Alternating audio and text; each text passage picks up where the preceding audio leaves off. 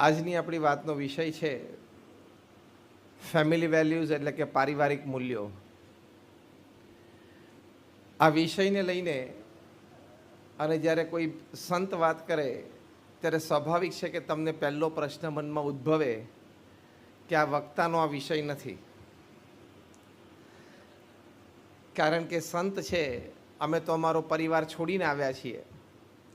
અમારે પોતાનો કોઈ પરિવાર નથી, કારણ કે અમે તો બાલ બ્રહ્મચારી છીએ અને કોઈ વિશેષ પારિવારિક સંસાર વ્યવહાર નથી કર્યો.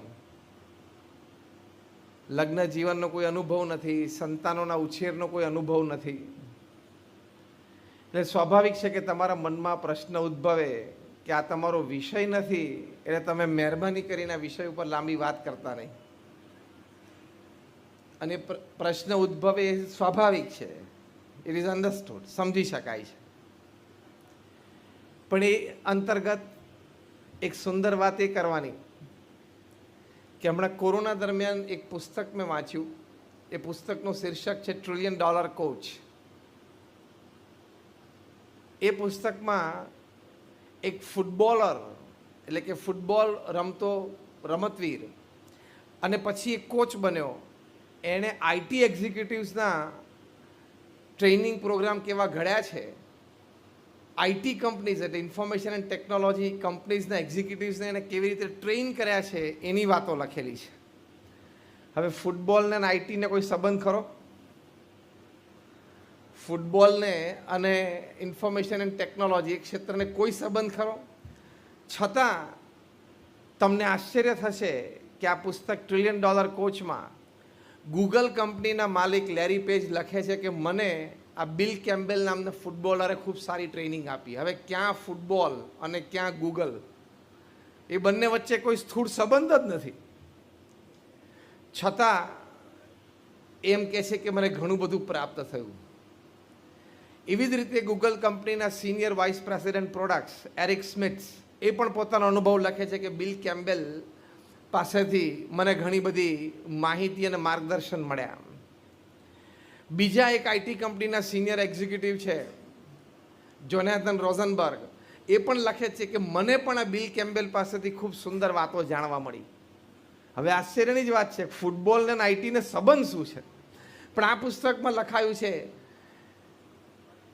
કે to train a person, to coach a person, એટલે કે કોઈને માર્ગદર્શન આપવું હોય, કોચ કરવા હોય તો એ કંપનીની પ્રોડક્ટ્સને જાણવાની કોચે જરૂર નથી. એ કંપનીના પોલિસીસ અને સ્ટ્રેટેજીસને જાણવાની કોચને જરૂર નથી. એ કંપનીના સેલ્સ અને માર્કેટિંગના નેટવર્કને કોચે જાણવાની જરૂર નથી. તો તમને પ્રશ્ન થાય તો પછી કોચિંગ આપે કેવી રીતે?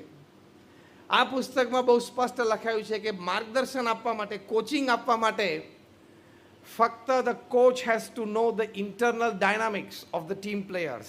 એટલે કે સાથે રહીને જે 5-15 વ્યક્તિઓ કામ કરતા હોય, એ 5-15 વ્યક્તિઓ, એમાં સિનિયર મેનેજમેન્ટ ટીમ, એ લોકોને અંદરના સંબંધો કેવા છે, એકબીજા પ્રત્યે સદભાવ કેટલો છે, એકબીજાની ભૂલોને કેટલી જતી કરી શકે છે, એકબીજાના નાના મોટા નેગેટિવ એટીટ્યુડ બિહેવિયરને કેટલું મોટું મન રાખીને સહન કરી લે છે, એકબીજાની સાથે જ રહેવાનો કેટલો નિર્ણય કરી લીધો છે, ગમે તે સંજોગ પરિસ્થિતિમાં આપણે છૂટા નથી પડવું એ નિર્ણય કરી લીધો છે, એટલું જ જાણવાની જરૂર છે.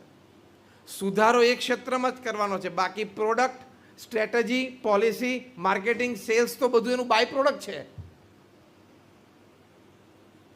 એટલે એક ફૂટબોલર જો આઈટી કંપનીને ટ્રેન કરી શકે તો અમે તો સંતો સમાજની વચ્ચે વિચરણ કરીએ છીએ. એટલે અમે તો તમને બે વાત ચોક્કસ કહી શકીએ, કારણ કે અમે બીએપીએસના સંતો તો ઘરે ઘરે પધરામણી કરીએ છીએ. તમને આશ્ચર્ય થશે કે આ પ્રમુખ સ્વામી મહારાજના જન્મ શતાબ્દી મહોત્સવ ઉપક્રમે 24 લાખ ઘરોમાં અમારા કાર્યકર્તાઓએ પધરામણી કરી, 72,000 કાર્યકર્તાઓ ભેગા થઈને. અને અત્યારે સંતોની પધરામણીઓ ચાલુ છે. અત્યારે આ 42, 45, 47 ડિગ્રી ટેમ્પરેચરમાં આખા દિવસમાં આ બધા સંતો 100 ઘરે અહીંયા પધરામણી કરે છે તમારા કલોલ કડીને આજુબાજુના ક્ષેત્રોમાં, ગામોમાં. એટલે ઘરે જઈને બેસે, વાતચીત કરે, સાંભળે, વાત સાંભળે. એટલે ઇન્ટુ બ્રેકેટ તમારા ઘરની ઘણી બધી વાતો અમને ખબર છે એમ.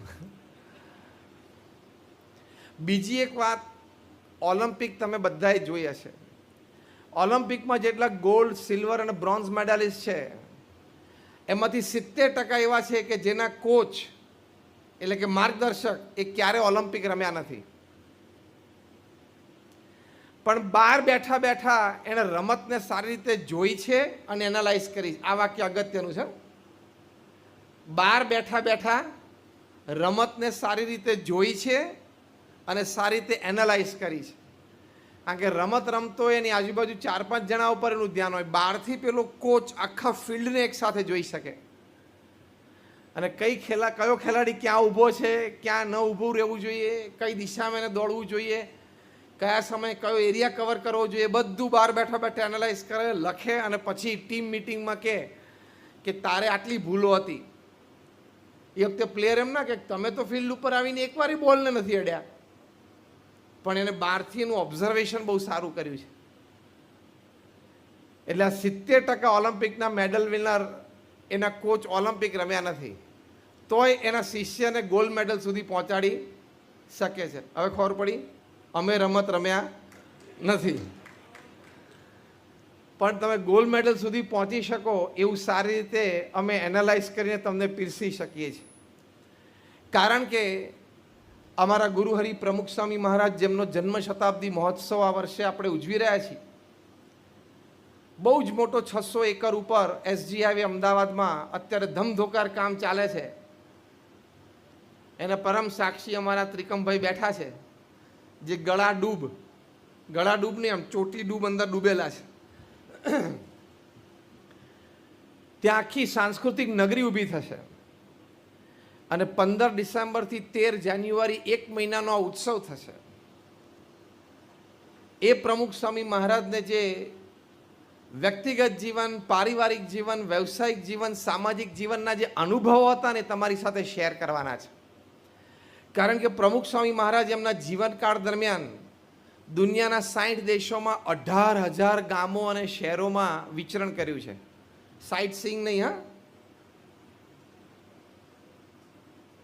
વેકેશન નહીં, હિલ સ્ટેશન ઉપર ફરવા નહીં, 18,000 ગામો અને શહેરોમાં પ્રમુખ સ્વામી મહારાજે વ્યક્તિગત, પારિવારિક અને સામાજિક ઉત્થાન માટે 3.5 લાખ ઘરોમાં જાતે પધરામણી કરી છે. 3.5 લાખ. તમે તમારા દીકરી કે દીકરાના લગ્ન હોય અને કંકોત્રી બધાને પહોંચાડવાની હોય, પણ એમાં 15 ઘર, 15-25 એવા હોય તમારે રૂબરૂ જવું પડે, માન આપવું પડે, વડીલ હોય. બાકી બધે કુરિયરથી મોકલી દો તો ચાલે, પણ એમાં 15-25 ઘર હોય ને, જવું પડે. ત્યારે તમને ખબર પડે કે એક દિવસમાં તમે 10 ઘરે જાઓ એટલે સાંજે શું થાય. પ્રમુખ સ્વામી મહારાજ 3.5 લાખ ઘરે ગયા છે. ત્યાં પુરુષ સભ્યો સાથે બેઠા હોય, વાતચીત કરી હોય, એના પ્રશ્નો સાંભળ્યા હોય, સમાધાન માટે ચર્ચાઓ કરી હોય, એ એમનો અનુભવ. આઈ એમ ટોકિંગ વેરી પ્રેક્ટિકલ. લોકો એમને પારિવારિક પ્રશ્નો માટે, વ્યક્તિગત પ્રશ્નો માટે, વ્યવસાયિક પ્રશ્નો માટે પત્રો લખતા એવા 7.5 લાખ પત્રોના પ્રમુખ સ્વામી મહારાજે ઉત્તર આપ્યા છે. At an unbelievable average of reading and answering 70 letters a day without a Sunday for 45 years. 45 વર્ષ સુધી રોજના 70 પત્રો વાંચીને એનો લેખિત ઉત્તર આપ્યો છે.